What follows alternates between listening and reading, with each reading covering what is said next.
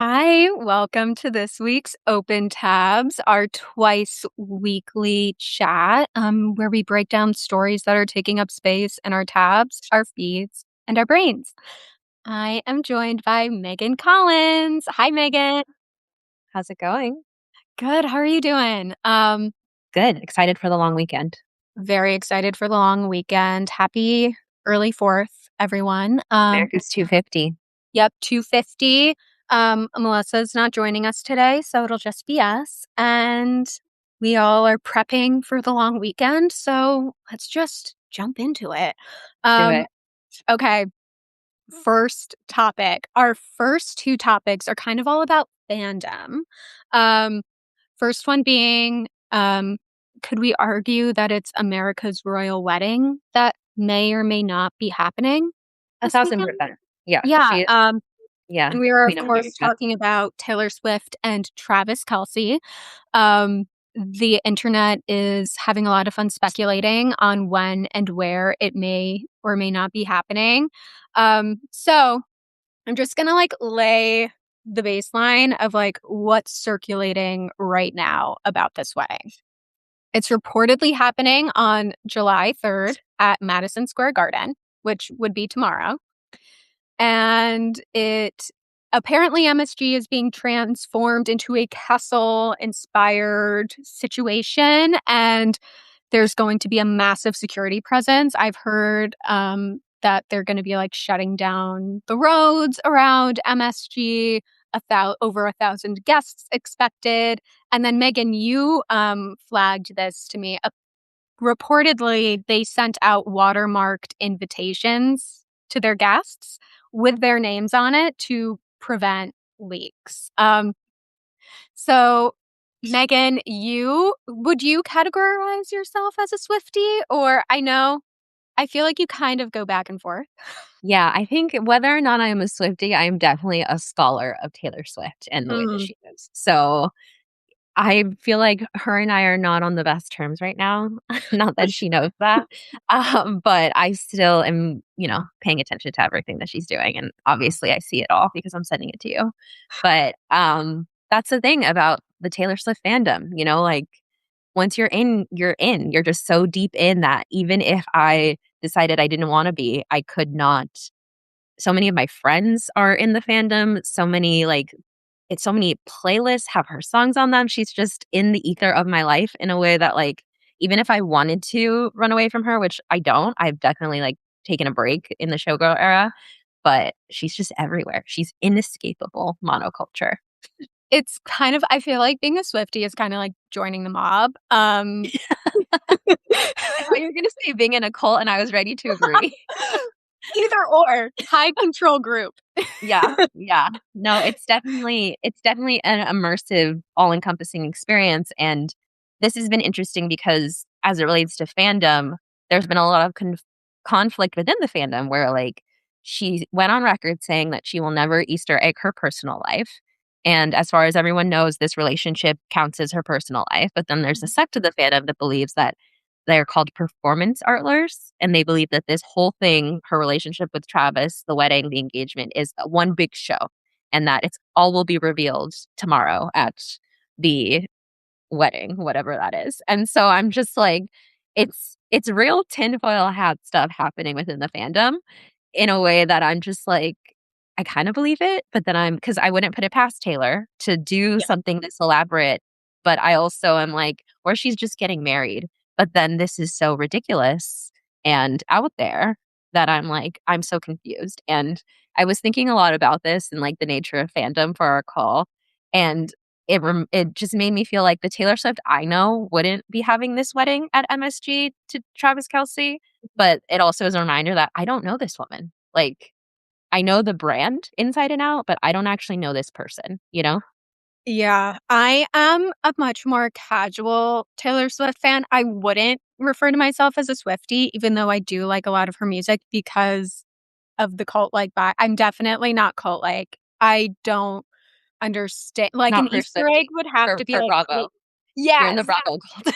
I'm in the Bravo world. I am on the periphery of the Swifties. Yes. Um, and just so as a casual fan and observer of Taylor Swift, I feel like from what I've seen, like her relationship with Travis Kelce, it feels like it's the like Taylor Allison Swift as a human being and the Taylor Swift brand are merging more and more together just because he is such a showman Mhm. himself and like they're Yeah. playing into the relationship so hard in a way I don't think we've ever seen her do with a partner. Yeah.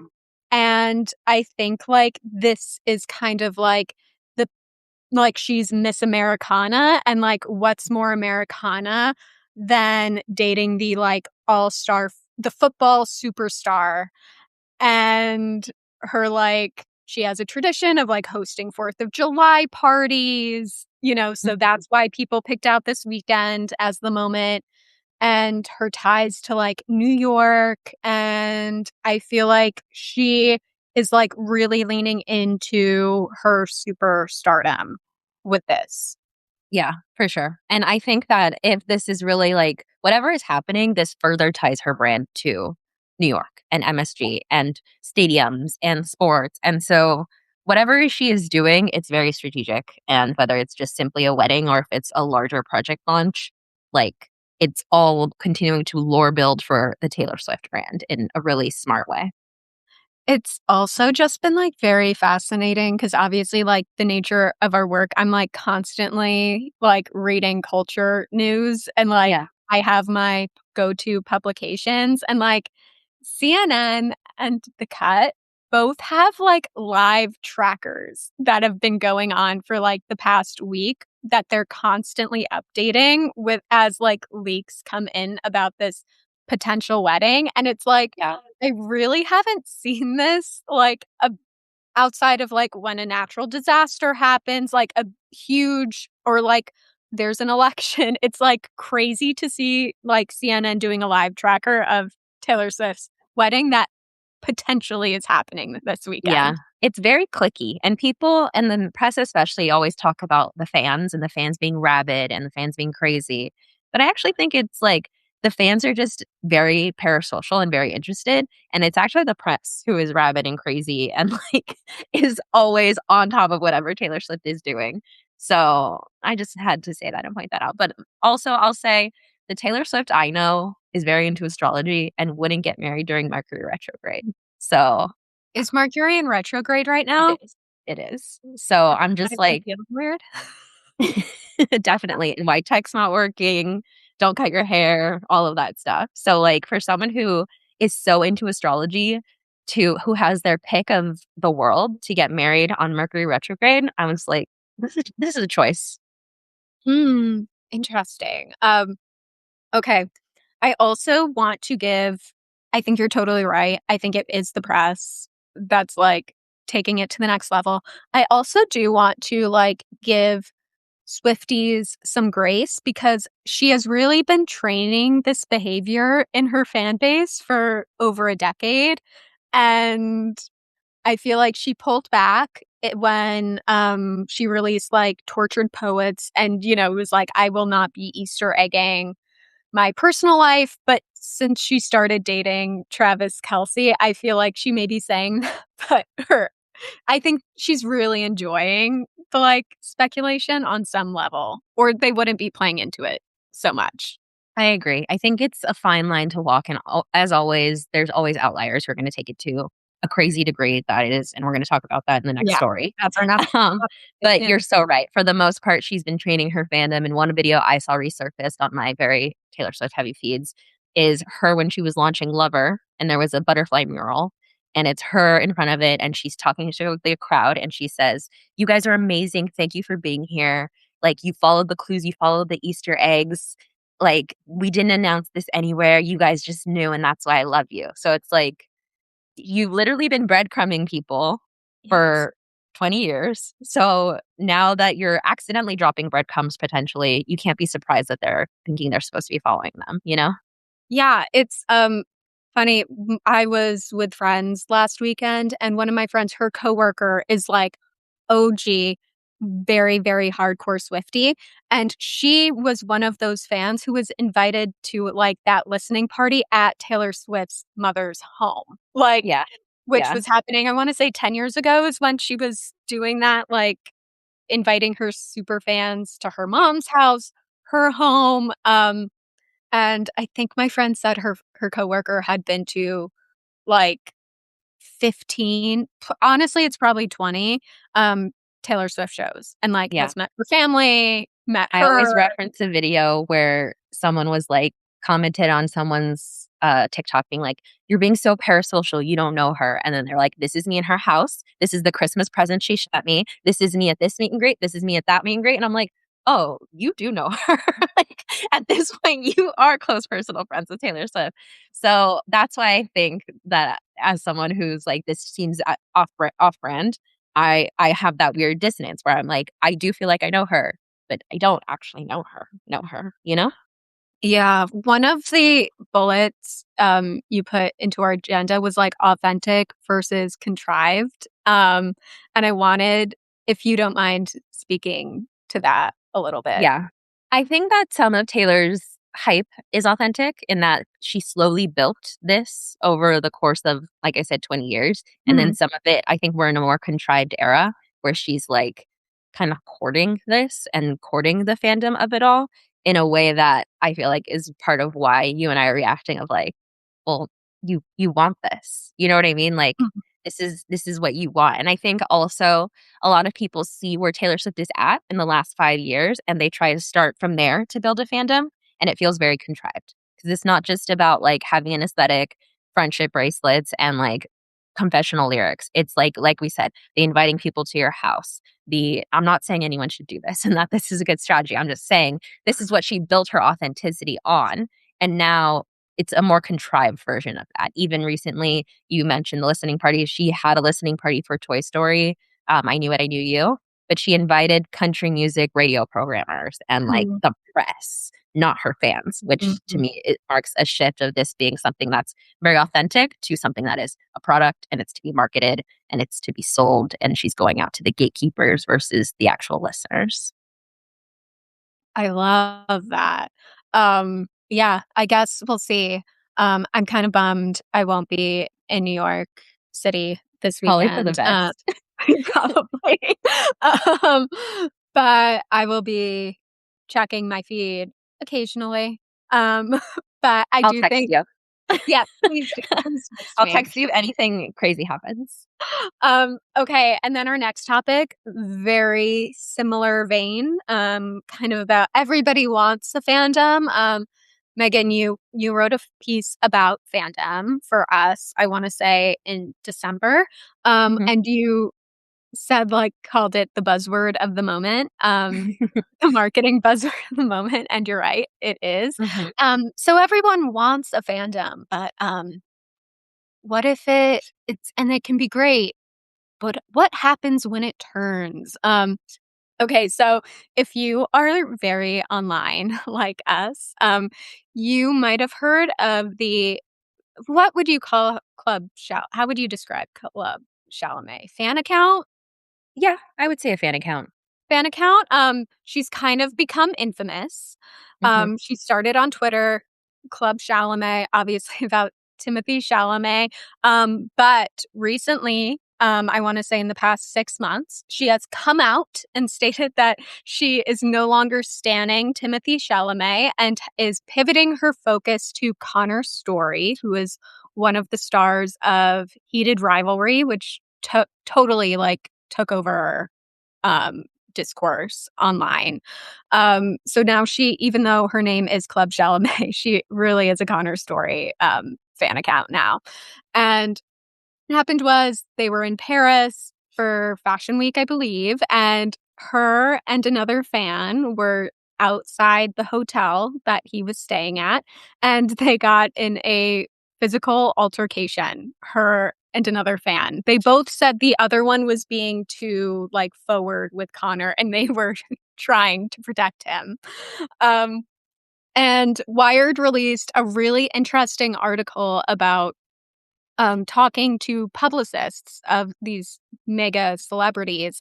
and kind of about how like they realized that these big, huge fan accounts were oftentimes more powerful than traditional media. So they fed into that, and they've kind of created these monsters that they have no control over. And unlike traditional media, they really can't sway the narrative that these fan accounts run with and the parasocialness of it all.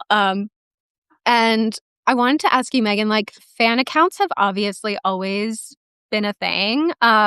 What is it about today where it's starting to get like too parasocial? And like IRL. Like they're coming for these celebrities IRL now. Yeah, I think this is interesting because it's like they were coming to see him IRL, but it was kind of like a red carpet they Mhm. were trying to catch a glimpse of him leaving his hotel and going to his car. So like Yeah. anytime you see a celebrity video and that's like what you're seeing, it was captured by one of these people who sit outside and wait for hours so that they can capture that walk. So it's like that's all the intent they had for this person. The controversy and the conflict came with amongst each other. Like Connor was not really in danger of, like, this physical violence. It was between the fans, which I found just, like, crazy interesting. I also think Club Chalamet is a unique case because she's an older Black woman, and I feel like that plays into a lot of her treatment in these spaces Mhm. because when you think of fandom, you think of young white woman, and that comes off as, like, super harmless, and I think if people were to really, like, dig deep, they feel threatened by Club Chalamet's success and the fact that she's, like, become the face of fandom and people don't feel like she represents them. Yeah. But I also do think that she is an extreme example of, like, parasocialness and someone who enjoys fandom as a hobby more than, like, is interested in the object of her fandom. Like, she enjoys finding a new young male talent and learning what she can about them, bolstering their career, talking about them as they're on the come up. But then she kind of drops them once they're, like, established and moves on to the next. Before Timothy, it was someone else, I forget who. I wanna say maybe it was Michael Fassbender, but, like, this is her 3rd, like, young Hollywood star that she's attached herself to and, like, has made herself the fan of. And so I've been thinking about this a lot, and what I think essentially is that, like, when you talk to marketers and people who work in social media, a lot of them will say they ran a fan account. They ran a One Direction fan account. They were like a huge One Direction stan. And so fandom has kind of become the training ground for a career in social media and social media marketing. And it's like becoming legitimized. However, we don't value women in their labor. We especially don't value young women. And so people are tapping into this as an unpaid labor resource. And I think right now you have like a class of people who are putting in actual work and feel entitled to access to the object of their fandom because they're not being compensated. There's no terms of transacting there other than I'm giving you all of this, so I'm owed something back. And the legitimization of that through brands has just added a level of competition where it's like, okay, now there are legitimate jobs in this space, but there's only a few of them. So we have to fight amongst each other for these like few spots as being like the go-to person in this space. So I think that the impulse to like bring fans on as like people who run these fans accounts and like can do some of this cultural strategy is a good one. But I think right now the way it's being done is very exploitative. And then they're turning around the fans who are being exploited for their labor are then exploiting the object of their fandom and like want more than they're getting out of it. So that's kind of where I've landed on. I don't know the solution to this because it's kind of just like we're in this mess right now. But I think, like, that's kind of where the underlying forces at play. I think that's a lot of what's happening here, and I think Club Chalamet in particular is, like, a rising star in the professional fandom space, and so she's got a target on her back, and then she's very reactionary, and she loves a rant, so then we get her thoughts on it always. I love that take about, like, exploiting the labor and, like, not taking them seriously, but also, like this article talks about, like, these publicists were constantly tapping them because these fan accounts, their impact became bigger than like them like sending a pitch to deadline. And Like and then you see them trying to replicate this, like, fandom behavior through astroturfing and, like, cultural narrative seeding, and it's not working. Like, Sean Moynihan just wrote about, like, the hype cycle and how, like, it's not working, and it's because there you can create a hype cycle, the appearance of one, but the actual, like, underlying love, passion, energy that comes with fandom is just not there. And I even see this in companies where, like, people work at a company and they don't use the product and they don't use the brand. And I think that gets back to the authenticity versus contrived piece of, like, I don't think you can specifically hire for, like, you use our product, but I think that should be more of a consideration of, like, deeply understanding and loving whatever it is that you're marketing, because that's why fandom is landing, not because of the content that's being created, but because of the passion behind it. yeah, it's for like the genuine love of the game. I think Yes, social audiences, even as young as high schoolers now, who are growing up online, are constantly being sold to, and they are so shrewd yes, now. Even people as young as like my younger cousins who are like in middle school, like they're very shrewd consumers now, totally. and they can sniff out if something is an ad. Like, Yep, it doesn't need to have hashtag partnership or hashtag ad for them to know. It's like they have a sixth sense about it.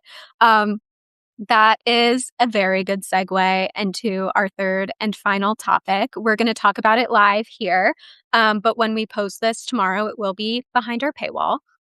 And this is about a brand that is trying to create fandom via employees in a more organic way.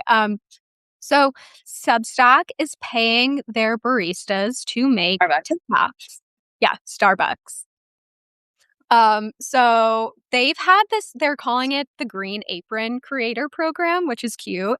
Because Starbucks baristas famously they have their green aprons that they wear. And they're expanding it. So they are paying select baristas to create TikToks for the brand. And I believe they even have like a separate Instagram account where they're posting this like content generated by baristas. And they're heavily, heavily investing in employee generated content.